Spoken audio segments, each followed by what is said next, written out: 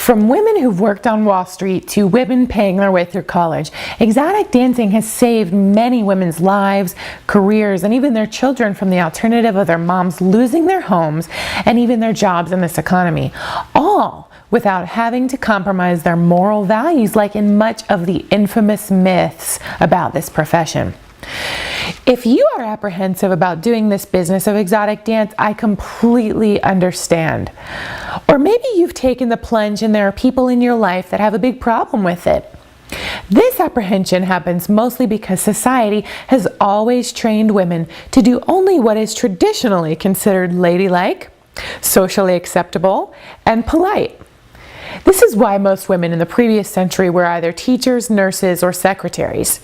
Not that those things are bad at all, but what if a lady didn't want to do that? What if she wanted to be an engineer?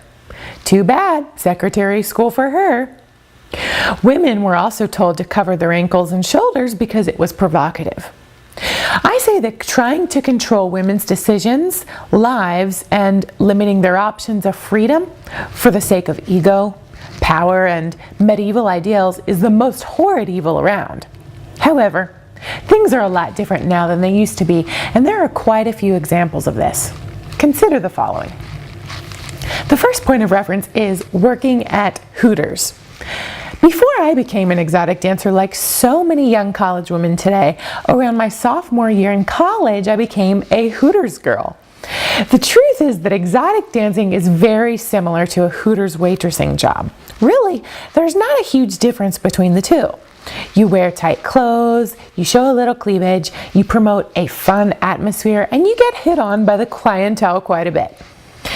At Hooters, there are many beautiful women all working in one place, and men come there seeking interaction and entertainment.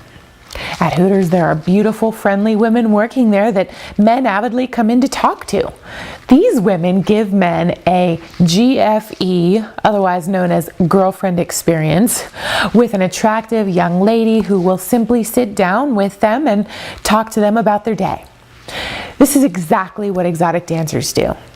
We will show men or women that we are interested in who they are and what they have to say, not just in selling them our looks, food, or drinks.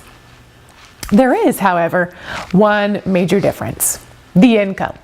It's amazing that I worked hundreds of hours at Hooters during my 2-year stay, but within the first few months of being a dancer, I made much more money than I ever could have dreamed of making at Hooters.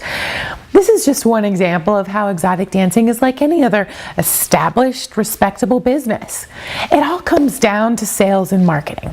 The business aspect of exotic dancing is like running and promoting any other company.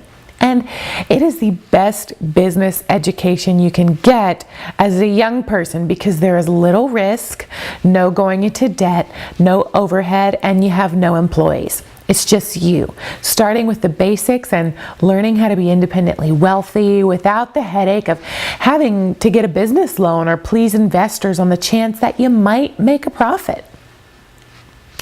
Second example is movies. Movies have, of course, changed over the last 100 years. They have changed even more dramatically, however, in the last 10 to 20. One of my all-time favorite movies is The Sands of Hiroshima, starring John Wayne. It is about World War II and was made in 1949. War movies back then were completely different than they are now, especially in the kill scenes.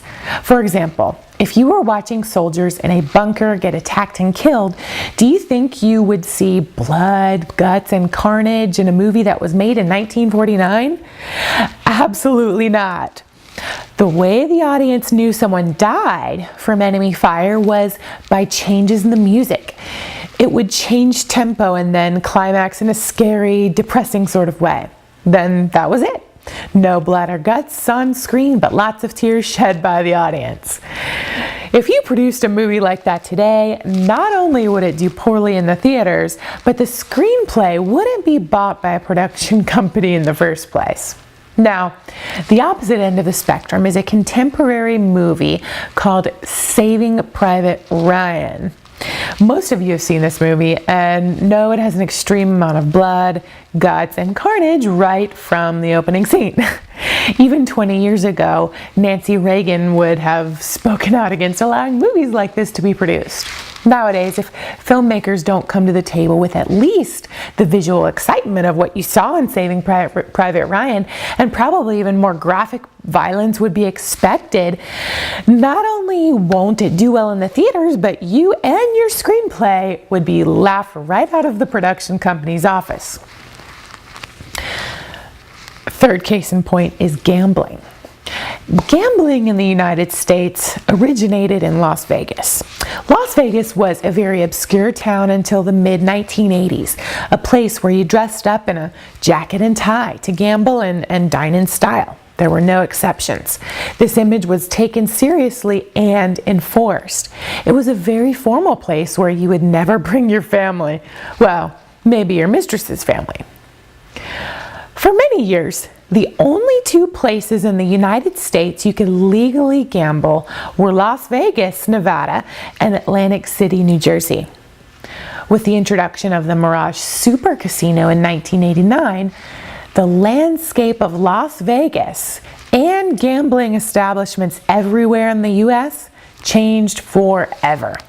By making casinos family destinations instead of where I take my extramarital affair destinations, other states slowly began to consider gambling as a way to increase their tax revenue. And as a result, 13 other states have now legalized gambling. That's a total of 450 casinos in the United States, generating around $72 billion annually. Ladies and gentlemen, in case you missed the point here, gambling has gone mainstream. Do you think this would have been the case 20 years ago? Fourth case in point is marijuana. Now in California, you may now buy marijuana legally with a license, which is very easy to obtain, by the way. There's a bill currently in the House that, if passed, will legalize marijuana in California so that the state can collect tax revenue on it. That would be a smart move by the state, since $14 billion of marijuana business is worth over twice the take of the second place finisher in that state, which is milk and cream. The next case in point is trinkets and thongs. Now, you see adult novelty stores on practically every corner these days, in neighborhood shopping centers and even right off the interstates leading into the most obscure towns. The funny thing is, not only are these sex shops open 24 hours a day, but I've driven by these places at all hours and I have always seen them busy. It's amazing. You'd almost think people are having sex nowadays like it was the natural thing to do. Stores like Victoria's Secret are in every mall in this country. You know, any 5-year-old walking in the mall can see a mannequin sporting the latest in thong fashion.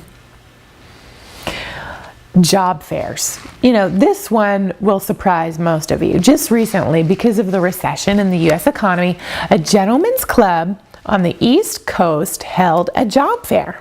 Now, if exotic dancing is truly so outlandish, there is no way that this club would have, or even could have, hosted a job fair. But they did, and it was a huge success. Not only was it good for the club, it was excellent publicity for the entire industry. Things really have changed. Now for the Olympics. Yep, you've got it. Pole dancing is being considered for Olympic status. Now, this truly completes the paradigm shift of society and shows that people are recognizing the difficulty of this art as a sport. It's like a gymnast on a horizontal bar, except this one is vertical. And it's a sport that allows women to reveal their true power of finite detail and muscle strength and control. The only question left is, will it be 2012 or 2016 before this becomes real for America? And will the pole dancing federations allow the sport to grow into an Olympic sport and become even more internationally respected and legitimized? Or will they try and hold on to their power? Every major city these days has a pole dancing studio for pole dancing classes. This is where they teach pole dancing classes where the ladies come in to learn the art and sport of pole dance. The most prestigious place in the country to do this is in Los Angeles, California at Sheila Kelly's S Factor studio. I remember the day when I saw her on Oprah a few years back. These ladies, they even wear sexy high heels when they dance, and it's great to see women getting in shape while leveraging their strength and femininity. Check out the 2011 U.S. Pole Dancing Federation finalists video on YouTube. And I promise any doubt you have that this is not a sport or an art for that matter will be permanently erased from your mind. This same skill and choreography is used in the basic lap dance on a smaller level. For more information, you can visit uspoledance.com. Exotic dancing is a mainstream, legal, respectable business that is backed by our First Amendment right, which enables us as free citizens to express ourselves. If we are professionals and serving the needs of our customers just like any other business and without the funny business, it is simply unconstitutional for any other person or organized group to try and take away our freedoms of expression on our own private or business property. You will not see strippers outside parading against churches on a widespread level or anyone else that would like to be able to make their own beliefs a reality. All we ask for is the same respect. Club executives and operators need not fear their religious bullies any longer. There are a few people who are quick to judge and base their opinions on ideals rather than facts, but one club chain, Rick's Cabaret, is even publicly traded. Look them up on the NASDAQ under RICK. Case in point, the gentlemen's club industry has gone mainstream, is legal and much more respectable than many other businesses in broad daylight. I would like to hear your feedback, so comment on the blog at howtostrip.com and definitely like our Facebook page called Freedom 5 for Exotic Dancers, and follow us on Twitter at Freedom5Strip. This is Jennifer here with howtostrip.com, wishing you the best of success.